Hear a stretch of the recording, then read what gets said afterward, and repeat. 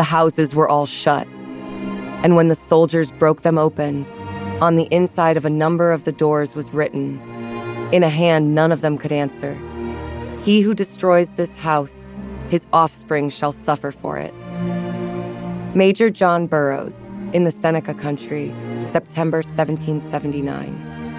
He found the curse at a town called Kashong as the army put the Finger Lakes country to the torch. Behind him, a third of George Washington's Continental Army was doing something it had never been sent to do. Not chasing a British column. Not besieging a fort. It was burning a homeland. Its towns, its churches, its cornfields, its orchards, methodically, town by town, on written orders from the most admired man in America. The order used one phrase above all others: total destruction. This is the story of how the father of a new republic earned, among the people who endured it, another name entirely. The town destroyer. We think we know George Washington, the surveyor, the reluctant general, the man who handed back power when he could have kept it, the very image of Republican restraint. But in the spring of 1779, from his headquarters on the Hudson, Washington composed one of the most sweeping orders of destruction in early American history, and he composed it calmly.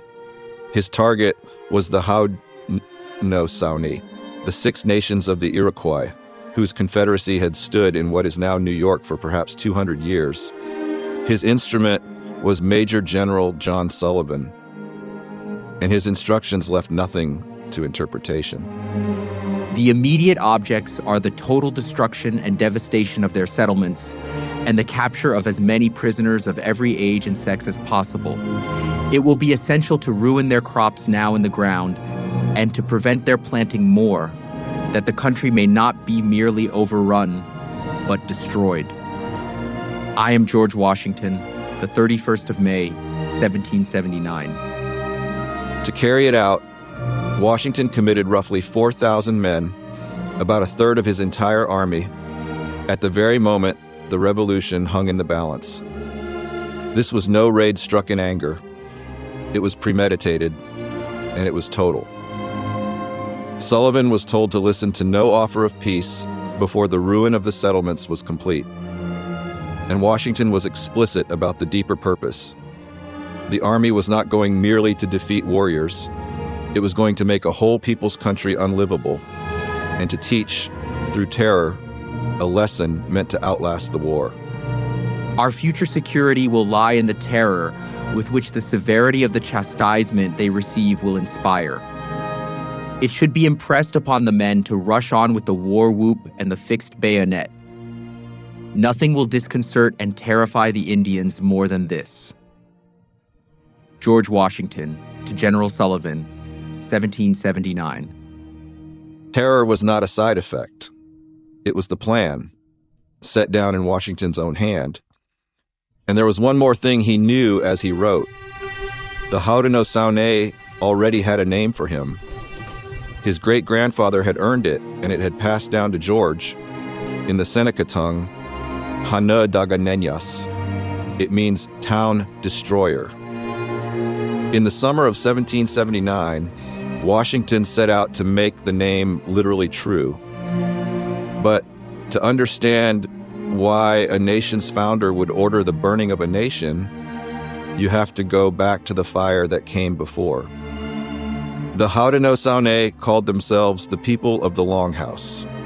6 nations: Mohawk, Oneida, Onondaga, Cayuga, Seneca, and later the Tuscarora, bound since roughly the year 1600 under a constitution they called the Great Law of Peace. It is counted among the oldest living democracies on earth. They pictured their union as a single longhouse spanning the land, the Mohawk keeping the eastern door, the Seneca the western, the Onondaga tending the central fire. For generations, that house had held. The American Revolution broke it. When the war came, the Confederacy tried to do the wisest thing it knew, to to stay out of a quarrel between the British and their own colonists. We are unwilling to join on either side of such a contest, for we love you both, Old England and New. We cannot find, from the traditions of our ancestors, any like case. The Oneida, to the Governor of New York, at the opening of the war. But neutrality could not hold. By 1777, the pressure had split the Longhouse down its center. The Mohawk, Seneca, Cayuga, and Onondaga, nearest the British at Fort Niagara, and most threatened by land-hungry settlers, leaned to the crown. The Oneida and Tuscarora, swayed by a Presbyterian missionary, sided with the Americans. At the Battle of Oriskany, Haudenosaunee warriors fought one another for the first time in living memory, a civil war inside a people who had not known one for centuries. And on the frontier that same year, the killing began in earnest, at two places whose names would become a war cry, Wyoming and Cherry Valley. In July of 1778, in Pennsylvania's Wyoming Valley, Loyalist Rangers and some 400 Seneca and Cayuga warriors lured out the local militia and destroyed it.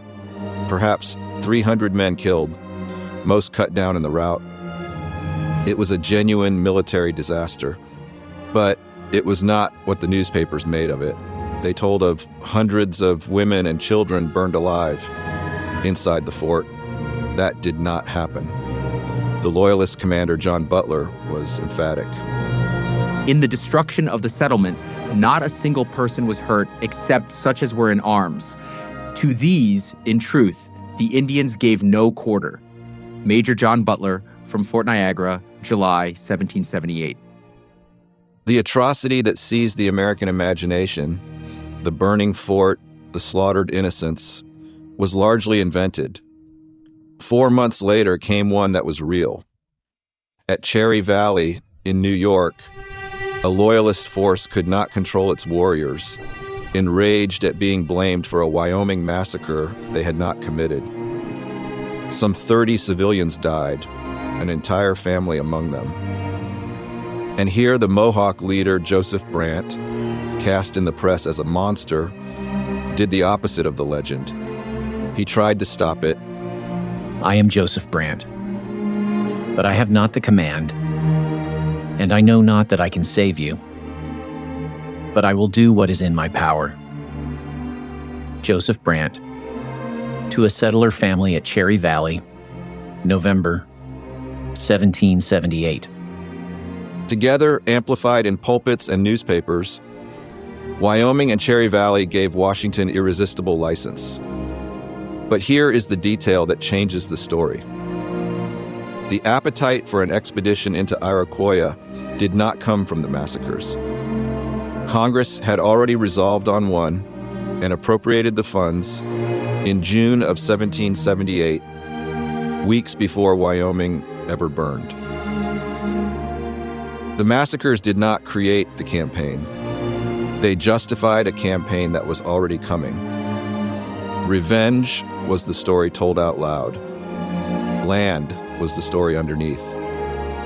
So the army came, enormous and slow. 4 brigades, more than 100 boats, 1,200 pack horses, a herd of cattle, dragging its supplies through country with no roads. The plan was a pincer. Sullivan's main column pushed up the Susquehanna. A second, under James Clinton, performed one of the strangest feats of the war, hauling 200 boats overland to Otsego Lake, damming the lake's outlet to raise the water, then breaking the dam to ride an artificial flood downstream to the meeting point. By late August, the columns joined, 4,000 strong, and turned into the heart of Seneca country. They met real resistance exactly once. On the 29th of August, near present-day Elmira, the defenders, Butler's Rangers and warriors under the Seneca chiefs and Brant, built a hidden log breastwork across the army's path and waited to ambush it. But the trap was spotted. Sullivan pinned it with cannon and swung 2 brigades wide to take it from behind. Badly outnumbered, the defenders slipped away before the jaws could close. The Battle of Newtown cost the Americans 8 dead. It decided everything. After Newtown, The Haudenosaunee never again mounted an organized defense.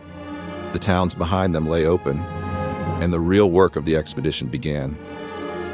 This is the heart of it, and it should be told the way the soldiers themselves recorded it, because they kept careful journals, and their surprise leaps off the page. They had expected a wilderness. They found a civilization. These were not camps. They were towns, dozens of them, of hewn plank and log houses, some with glass windows and stone chimneys, with churches and burying grounds and orchards planted by generations of hands. One of the neatest of the Indian towns. Good log houses with stone chimneys and glass windows.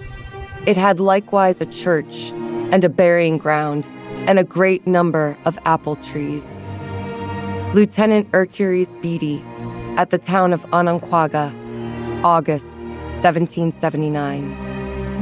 Town after town, the same astonishment, and then the same fire. Hanödaga, the Seneca capital, 60 houses around a planted square ringed with apple and peach trees. Genesee Castle, the largest, 128 houses amid 200 acres of corn. And the corn is the key to what this campaign truly was, because the deliberate target was never really the houses. It was the food. The corn grows such as cannot be equaled in Jersey. Beans, cucumbers, watermelons, and pumpkins in such quantities as would be almost incredible to a civilized people. Major John Burroughs, near Chemung, August 1779. By Sullivan's own tally, the Army destroyed about 40 towns and 160,000 bushels of corn. Not carried off, destroyed, piled and burned, or thrown into the rivers. At a single field, it took 2,000 men 6 hours to finish the work. And the orchards, the labor of generations, impossible to replace in a season, were not merely cut. They were girdled so they could never grow back. At one Cayuga town, the soldiers felled 1,500 peach trees. Across the whole campaign, the count of fruit trees ran past 10,000. The soldiers understood what they were erasing. They wrote of fields more fertile than anything in New Jersey, of a plenty unequaled by any farm they knew. And they burned all of it, with the timing chosen coldly, late summer, to catch the crop ripe in the ground and leave nothing standing before the cold. This was the plan exactly as Washington had written it, not to overrun the country, but to destroy it. By the first week of October, Sullivan could report that in the whole country of the Five Nations, there was not a single town left, nor any means of subsistence remaining. The battle had killed a few dozen men. The aftermath would kill many times more. As the towns went up, more than 5,000 Haudenosaunee, whole families carrying what they could, fled north and west to the British at Fort Niagara. On a single day in September, the British counted 5,036 refugees at the fort. They had almost nothing with which to feed them. And then came the winter. It was the coldest winter of the century. Snow lay 5 feet deep in the woods. The harbor at New York froze solid. The Niagara River iced over for 7 weeks. Only one supply ship reached the fort before the water closed. In dugouts and lean-tos strung 6 miles along the river, the refugees starved and froze. In spring, work parties covered the dead in quicklime to hold off disease. Among the survivors was a woman named Mary Jemison, taken captive as a girl, adopted by the Senecas, who lived through it and remembered. The snow fell about 5 feet deep and remained so for a long time.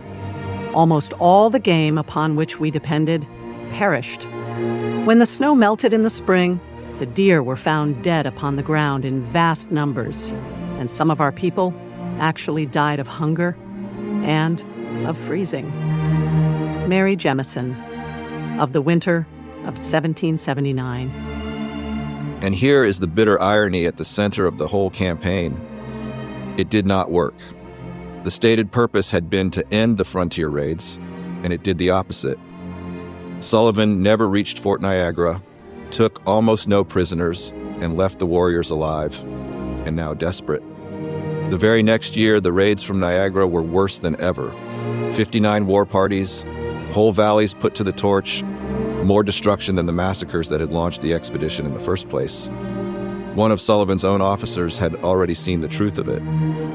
The nests are destroyed, but the birds are still on the wing. Major Jeremiah Fogg, on the campaign, September 1779. So if it failed as a war, what did it accomplish? It emptied the land. That was its true and lasting achievement. The soldiers went home carrying stories of a country more fertile than any they had seen, and many of them came back as settlers. With the Haudenosaunee broken and scattered to Niagara, the land opened with astonishing speed. Treaty after forced treaty, Fort Stanwix, Phelps, and Gorham, Big Tree, stripped away the heartland. A people who had held millions of contiguous acres were reduced, within a generation, to a scatter of small reservations. The line from Sullivan's torches to the Indian Removal Act of 1830 is not a leap. It is a template. In 1790, the Seneca war chief corn planter stood before the man who had ordered it all, now President of the United States, and told him to his face what his name had come to mean. When your army entered the country of the Six Nations, we called you the town destroyer. And to this day, when that name is heard, our women look behind them and turn pale, and our children cling close to the necks of their mothers. Corn planter of the Seneca to President Washington, 1790. For a campaign that used a third of the Continental Army, the Sullivan Expedition is strangely absent from the national memory. No Valley Forge, no crossing of the Delaware. Where it was remembered, it was celebrated. At the Centennial in 1879, General William Tecumseh Sherman, fresh from his own wars against the Plains nations, rose at the old battlefield and put the whole of it into a single, chilling sentence. Wherever men raise up their hands to oppose this great advancing tide of civilization, they must be swept aside, peaceably if possible, forcibly if we must.